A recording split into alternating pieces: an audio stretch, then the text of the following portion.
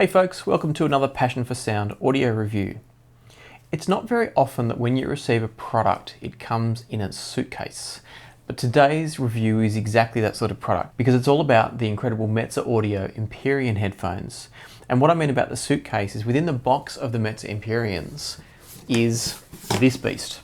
So this is an aluminium, so it's a hard aluminium case that comes with your headphones. And inside this case is a cutout set of foam that contains the headphones here, a spare set of ear pads that I'll talk about a bit later on, and a cable as well. There's also some documentation from Meze about the headphones themselves. I don't normally do unboxing videos, but today I thought it was really important to show the level of quality and the level of presentation that comes with a product like this. And I should mention that in this set here, you do also get a handwritten note from Antonio Meze himself saying thank you for the purchase, and you get information on the card over here telling you when your Mezes were tested and therefore made, as well as the serial number. So they're just a meticulous piece of engineering from every point of view, and they're presented accordingly.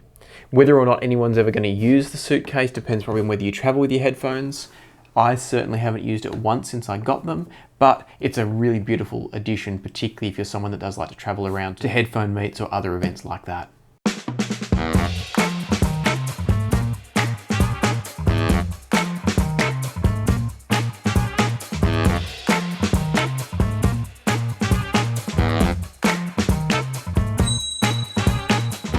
Before I get into the review, if you're a regular on the channel, you'll notice that things might look a bit different today. Ever since moving my studio setup into this office space, I've been looking for the ideal way to present the videos. So if you've got a preference from the old side-on filming versus this more front-on filming, do let me know in the comments below. If you don't care, that's completely fine. We'll get on with the review and you can just take from it what you want to.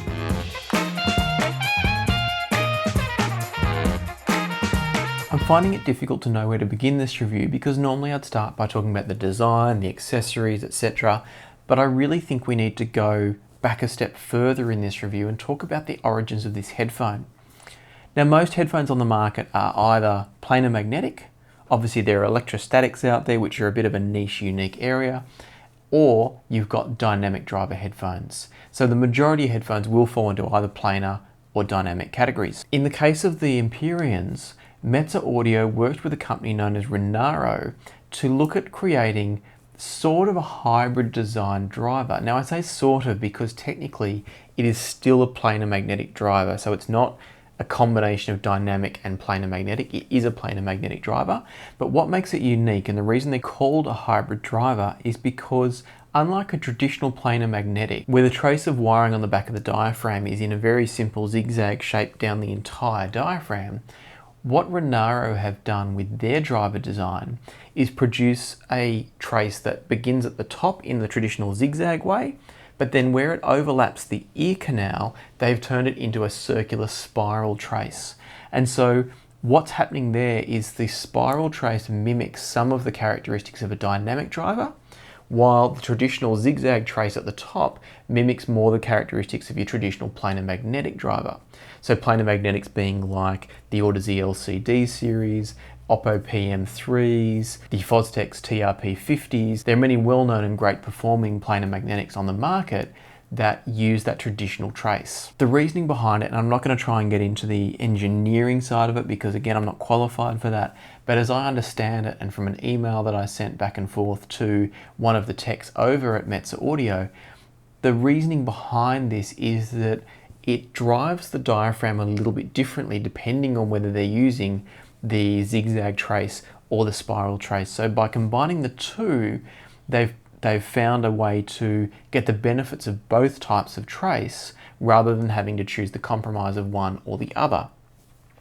Now, one of the concerns I had, and the reason I emailed Meze Audio directly, was I wasn't sure if the differences in those traces would cause one part of the driver to move differently than the other part. But based on the specifications and the measurements showing how little distortion there is, the driver diaphragm is moving very, very cleanly and without distortion that would be caused by breakup if it was moving differently.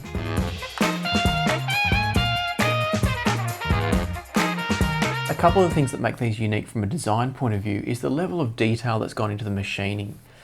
If you can see here on the outer surface of the earphone, there's this beautiful machined aluminium panel here that is the driver grille itself, and that is meticulously cut from a single piece of aluminium and then housed within a frame that is also machined out of aluminium. Connected to that is this beautiful piston style adjustment for the height of the headphones, and that's attached to this interesting wing-shaped leather piece that, again, I've never seen on another headphone. So there are multiple pieces here that are really quite unique in the way the headphone's designed. You get full 180-degree swiveling of the ear cups. You get, as I said, the ability to adjust the height of them, and also this beautiful carbon fiber-based spring mechanism to adjust the width. So there are huge amounts of technology and innovation just going into the frame of the headphones before we even talk about the drivers themselves. And that's part of what makes these such a unique headphone. Taking that one step further, we've got leather or velour pads that are attached through a magnetic coupling system. So you'll see there's no clasps on there. It's literally just a magnetic ring here and a magnetic ring here. And another benefit built into that is that apparently when these are placed together, they're actually cancelling out or closing off the magnetic field relevant to the actual drivers themselves. And apparently, according to the literature, that improves the overall sound quality from these drivers. That's not something I can actually verify, but it has obviously been very well thought through by Meze. And even if it doesn't make any difference to the sound quality, the ability to take pads on and off with no clasps that are going to wear out or get loose and rattle over time or anything like that is a really nice adjustment, and it does make these headphones feel extra special to use, to wear, and to change the pads on. Now, coming back for a moment, this interesting wing design headband is intended to prevent all the pressure sitting just on the top of the band when you put these on your head. So instead, what happens is you get pressure dispersed evenly all throughout the headband as it's sitting on your head. So if I place these on now, what you'll see is there's quite a wide band here that is connecting to the head and supporting the weight of the headphones.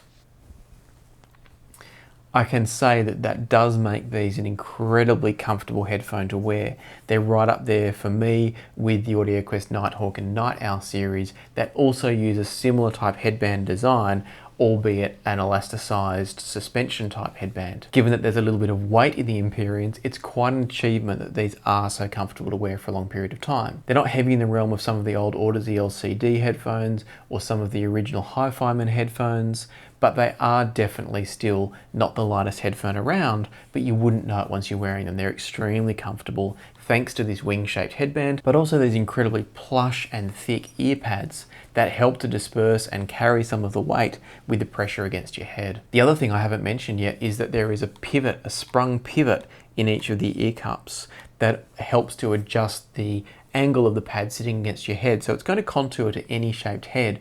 And I must say, you put these on and they feel a bit like they were made for you. They just have so many adjustments with the height, the sprung mechanism here, the rotation of the ear cups, and this tiltability that it's going to be, I reckon, impossible for anyone to not find these very comfortable to wear. The final part of the design of the overall headphones to talk about that I haven't touched on yet is that they use a 4-pin mini XLR in each of the ear cups. It's nicely housed within a metal section of the ear cup, so you shouldn't see any splitting or anything like that. And it does make for an easy purchase of aftermarket cable should you choose to, because it's a standard connection style. So there's nothing in-house here that you have to go back to Meze for the cables for. Speaking of cables, the Empyreans come with multiple cable options. Mine came with the standard 6.3mm headphone jack, like so, but you can get these in a balanced format as well. So that's something, if you are looking to buy these, do talk to whoever your supplier is and make sure you get the connection that's right for you.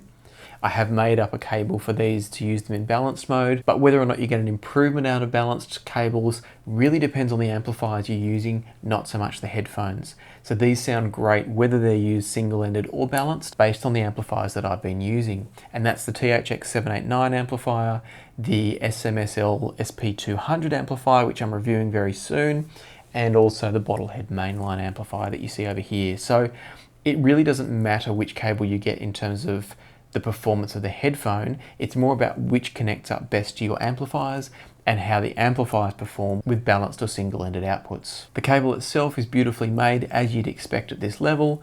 We've got a really nice gold-plated plug. We've got a beautiful soft cloth sheathed cable that then splits with an aluminium Meze audio wire splitter here and leads to custom-made Meze audio 4-pin XLR plugs, which I like the fact that they've got a tasteful little coloured cuff to help you identify the left and the right channels. So it's subtle, but it's easy to see at a glance. Other than the cable and the case that I've already mentioned, the only other accessory you get with the Empyreans is a second set of earpads. Now these earpads are a velour versus the leather pads that I showed you on the headphones themselves. And the beauty of this is that it allows you to tune the headphones to your taste. I'll talk specifically about how that tuning changes the audio shortly, but I just wanted to point out that the headphone does come both with the velour pads and with the leather pads.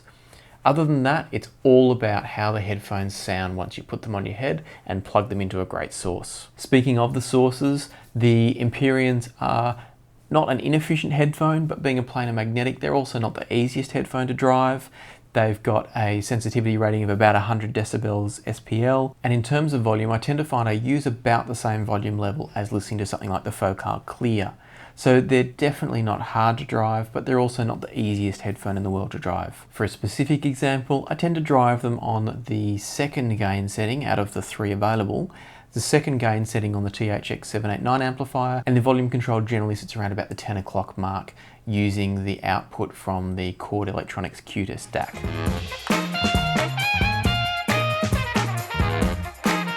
I haven't mentioned yet that the price of the Empyreans is about $3,000 US. So clearly here we're talking about a top-end, very expensive flagship headphone. So whilst the design of the headphone and the fact that it comes with this beautiful aluminium carry case and the different pads and everything about it so far looks great and it has all the right pieces with it, the biggest question if you're going to be spending $3,000 on a pair of headphones is, are they enjoyable? Is it worth it? Am I going to get the performance that I'm expecting for $3,000? Often in the audio game, we end up with a law of diminishing returns. So the more you spend, the less you tend to get for your money.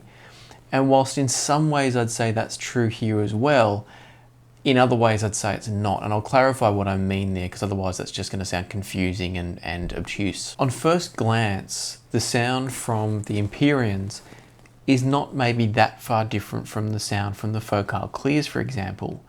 Both have a fairly neutral delivery of the sound, both are very detailed, but the difference is one costs about half the price of the other, if not even a bit less than that. So the Focal Clear was kind of my reference point coming into this, and in A being the two of them, as I said at first glance, there's not a massive difference between the two. But if you actually stop and relax and let the music play for a little while, you start to realize that it's in all of the finer details that the Empyreans really shine. And they are without a doubt the best headphone I have ever heard. They manage to be both detailed and transparent, but also rich and with a great bottom end when it's needed, but without ever getting in the way of the rest of the audio spectrum. Somehow they manage to have bass and presence and emphasis while still sounding neutral and clean and articulate. So it's an incredible balance that Meze and Rinaro in combination have managed to produce here. Perhaps what's most striking to me is their transparency. And what I mean by transparency is that each note is so clean that it's like you can hear through the music in a way.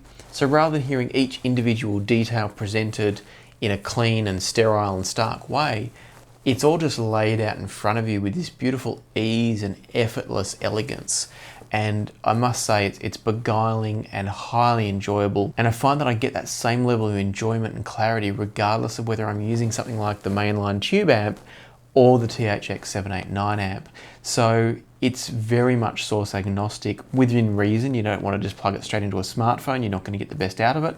But with a decent amp, you're going to hear a great sound, and with even better amps, you're going to hear even better sound. That transparency also means that rather than being treble oriented to create a sense of detail, which can end up creating harshness, dryness, and artificial sound, Instead, it's transparent, so you get this sense of natural sound coming from the Empyreans that is very much like you're actually in the room with the musicians, more so than listening to a clinically reproduced recording of the music. I've previously stated how much I enjoy the Focal Clears. When I reviewed them, I considered them to be the best flagship that I'd heard to date, taking into account their price point and their overall balance in sound. I never thought they were quite perfect, but they were the best thing I'd heard that approximated many of the flagship headphones out there.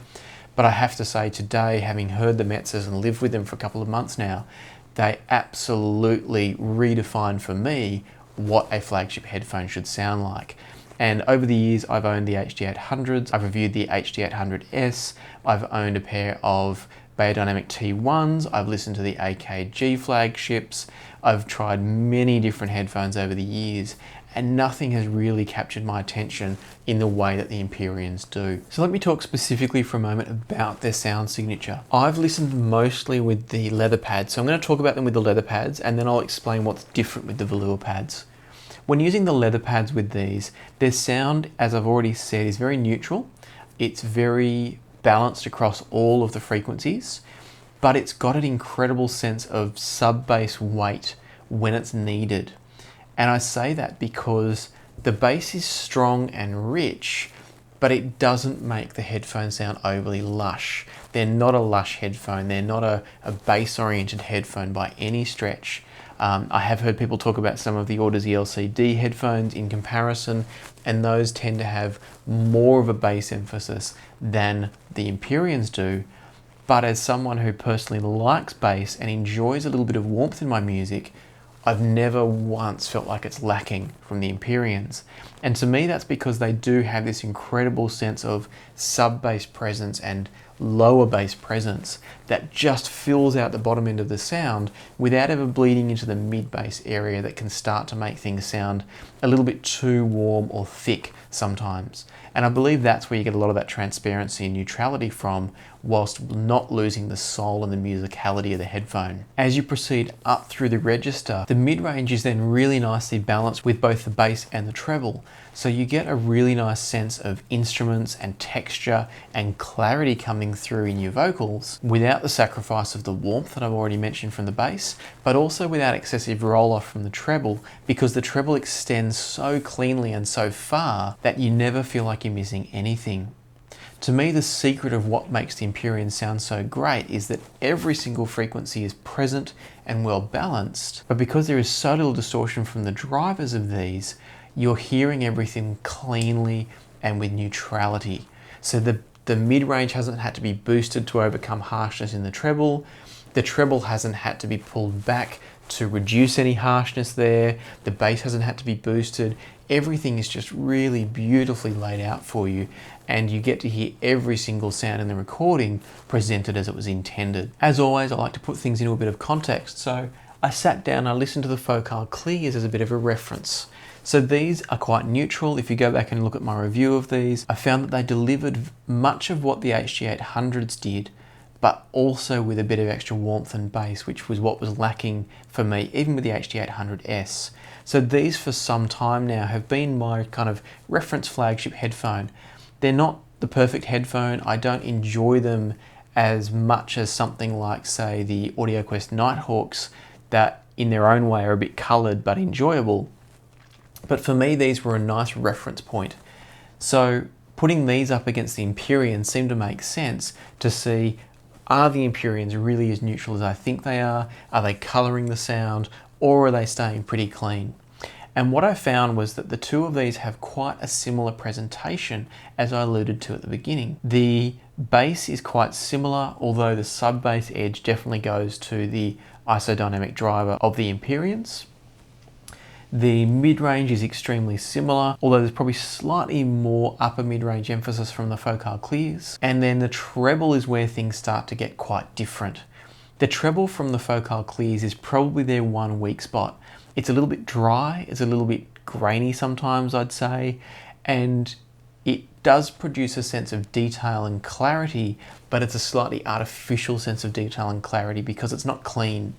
It's got that slight edge to it. Whereas when you listen to the Empyreans, your first thought might be, oh, they've got less treble detail than the clears. The reality though is that they've got all of the same amount of treble energy, it's just so clean that it's not drawing your attention to it. It's not rolled off, it's not smoothed off, it's just very, very clean and pure, whereas there's a dryness and an edginess to the treble from the clears. Now, some people are going to say, is that worth spending more than double the money on? And absolutely, that's a valid question. If you're not someone that wants to throw $3,000 at a pair of headphones, the clears are a really nice approximation. But if you are looking for what I believe at this point in time is probably the last word in neutrality and musicality without sacrificing detail across the whole frequency range, the Empyreans are absolutely a headphone to look at. If though your budget doesn't stretch that far, the clears really stood up quite well in comparison without ever reaching the same heights as the Empyrean can do. Possibly the thing that stood out most to me with these two, and it comes, I believe, from that dryness in the treble from the clears, is that the soundstage from the Empyreans is just free. It's just open, it's spacious, it's not huge, but everything is just so cleanly placed within the soundstage that it's got this sense of you sitting in the room, listening to the music around you, and you just kind of forget that you're even listening to a pair of headphones. Whereas I do find with the clears, the soundstage feels a little bit compressed. The treble brings everything a bit front and center, and it's just a little bit more artificial. So that's to me what the difference is in terms of why you're spending more money on the Empyreans, is they are just delivering everything in such an organic and transparent way without losing musicality, without losing detail, without losing transparency. So putting aside the clears for a moment now, let's talk a little bit about the difference in sound from the leather pads to the velour pads. Now in terms of design, the pads are almost identical, the thickness is the same, the grill that's used is the same, so it's purely the characteristics of the actual fabric that is changing what you're hearing. And what the velour pads do is they actually reduce some of the bass, and I'd say they also ever so slightly bring up the upper mid-range energy. So what you're getting when you're changing over is a slightly more, I wouldn't say I'd go as far as analytical, but a slightly more lean sounding headphone that sacrifices a little bit of that bass richness to bring a slightly greater sense of texture. Now you might notice I'm using words like little bit and slight because the change is not night and day. It's enough that most people will find they prefer one pad over the other. I certainly prefer the leather pads over the velour, but both pads are still true to the original sound of the Empyreans.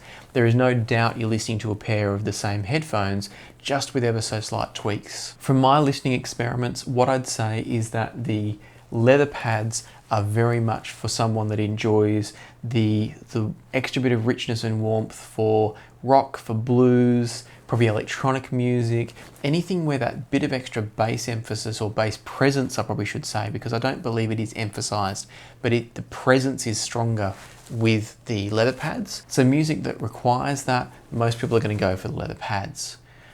On the other hand, if you're into things like chamber music, classical, I was listening to some chamber choral music earlier, and I did find that I was preferring the velour pads for that because there was no need for the extra sub-bass presence, and instead what I was enjoying was that little tiny bit of extra texture from the velour pads. Some people may go as far as switching pads for the music they're listening to. Personally, I just stick with the leather pads all the time because I prefer them overall, and the difference is not huge enough to, for me at least, for warranting changing the pads all the time. But I do love the fact that you've got the ability to tailor the sound based on your preferences.